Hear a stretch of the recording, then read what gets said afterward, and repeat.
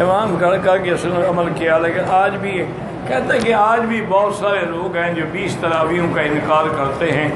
میرا بھائی دعا کرو اللہ تعالیٰ آپ سب کو ہدایت عطا فرمائے۔ اور جس دور سے اور جس وقت سے ہم گزر رہے ہیں نا، یہ وقت ایسا نہیں ہے کہ ہم فروعی مسائل میں اختلاف کریں، اصول میں اختلاف ہوتا ہی نہیں۔ اچھا فروع میں مجتہدین کے اندر اگر اختلاف ہے، سب موجود ہیں، سب کو اللہ اجر دیں گے، سب کا اللہ اجر قبول کریں گے، لیکن جمہور کا فتویٰ یہی ہے کہ 20 رکعت تراویح۔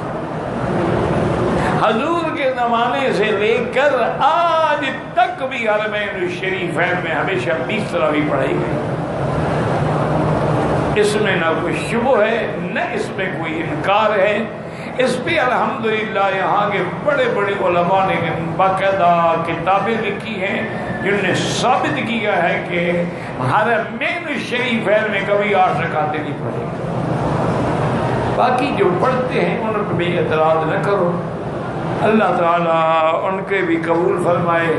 اصل وہی بات ہے کہ سمجھ کے اندر بعض اوقات ایک ہی لفظ ہوتا ہے لیکن سمجھ نہیں آتی، وہ بھی بیچارے یہ نہیں ہے نعوذ باللہ کوئی غلط کرے، لیکن ان کی سمجھ یہی ہے کہ بھی حدیث میں 8 رکعتیں۔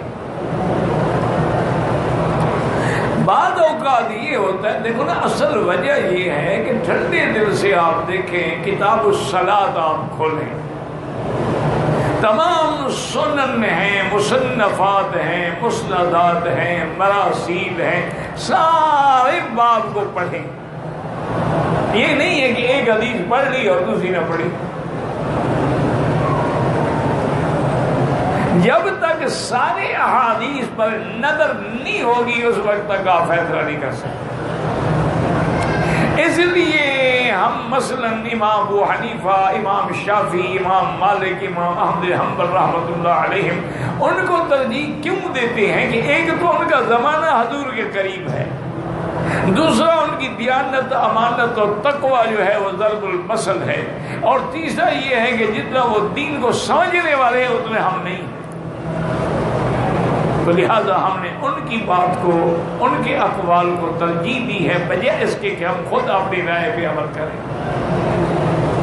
اصل مسئلہ جو ہے نا جی وہ یہ ہے بڑا کہ لفظ تھا قیام اللیل، تو قیام اللیل میں تراویح بھی، تہجد بھی، وتر بھی، یہ سب قیام اللیل آیا ہے کتابوں میں۔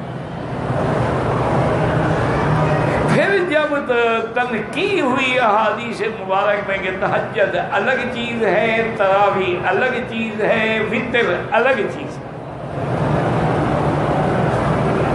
مثلا ایک حدیث پاک میں ہے بی بی عائشہ صدیقہ رضی اللہ عنہا سے پوچھا گیا کہ سرکار دو عالم کی کتنی رکعتیں، چونکہ گھر کی بات تھی، کتنی رکعتیں نماز پڑھتے تھے، تو آپ نے فرمایا کان یصلی 7 رکعات اربعا فلا تسأل عن حسنہن وطولہن۔ حضور 8 رکعت پڑھتے تھے بیٹا، لیکن 4 رکعت پڑھ کر کے پڑھتے تھے۔ حضور کی نماز میں جو حسن تھا، جو کمال تھا، جو جمال تھا، وہ میں کیسے بتا سکتی ہوں؟ یہ حدیث ہے، ہمارا ایمان ہے، لیکن حدیث کو سمجھو کہ تراویح تو 4 رکعت ہوتی ہی نہیں، وہ تو 2 رکعت ہوتی ہے۔ وہ تو بی بی فرما رہی ہیں کہ 4 رکعت پڑھتے تھے، تو مانا ہے یہ تہجد کی بات کر رہی ہے، تراویح کی بات نہیں کر رہی ہے۔ اور دوسری بات یہ ہے کہ تراویح مسجد میں ہوتی ہے نہ کہ گھر میں۔ بی بی عائشہ تو گھر کی بات بتا رہی ہے، تو لہذا اس کا معنی یہ ہے کہ وہ تہجد کی بات فرما رہے ہیں۔ اچھا اگر اس قیام اللیل والی ساری حدیثوں کو بھی ہم جمع کریں نا جی، تو 8 رکعت کا بھی ثبوت ہے، اور 11 رکعت کا بھی ثبوت ہے، اور 13 رکعت کا بھی ثبوت ہے، اور 20 رکعت کا بھی ثبوت ہے۔ اب خدا کے لیے جھگڑے نہ کرو، ٹھنڈے دل سے سوچو، جس بندے نے 20 رکعت تراویح پڑھی تو ساری حدیثوں پہ عمل ہو گیا، 8 والی پر بھی، 11 والی پر بھی، 13 والی پر بھی، 20 والی پر بھی، اور جس نے 8 پڑھی باقی حدیثوں کو کیوں چھوڑ دیا؟ تو اس لیے ذرا ٹھنڈے دل سے لڑائی جھگڑے نہ کرو. دشمن تو امت کو انہی باتوں پہ لڑانا چاہتا ہے کہ 1400 سال گزر گئے، دیکھو جی مسلمان ابھی تک تراویح پہ لڑ رہے ہیں، آمین پہ لڑ رہے ہیں. اور کچھ تو یہ کہتے ہیں کہ حضرت عمر اگر اللہ کے پیغمبر کے بعد آپ کے خلفائے راشدین بھی بدعت کرتے تھے تو پھر ہم آج اور بدعتیوں سے کیوں لڑتے ہیں؟ اللہ فرماتے ہیں کہ میرے خلفائے راشدین کا عمل اسی طرح سنت ہے جیسے میری سنت ہے، اس کو بدعت کیسے کہا جا سکتا ہے؟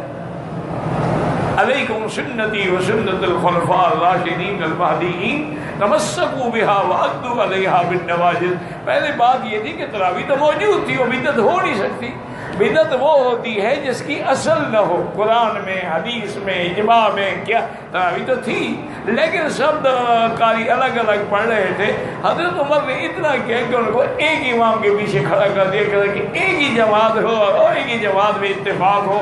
یہ نہ ہو کہ ٹکڑی ٹکڑی نظر نہ آئے ایک طرف. جیسے کہ قرآن تو موجود تھا لیکن جمع حضرت ابو بکر نے کرایا. اب حضور کے وقت اس طرح تو فتح میں نہیں تھا لیکن قرآن تو تھا نا.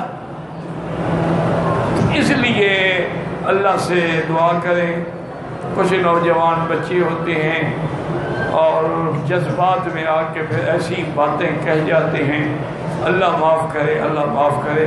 جو کسی عام عالم کے بارے میں بھی کہنے سے ڈر لگتا ہے چل جائے کہ صحابہ پر آپ بھی اعتراض کریں، اور خاص طور پہ حضرت عمر پر یا حضرت عثمان پر.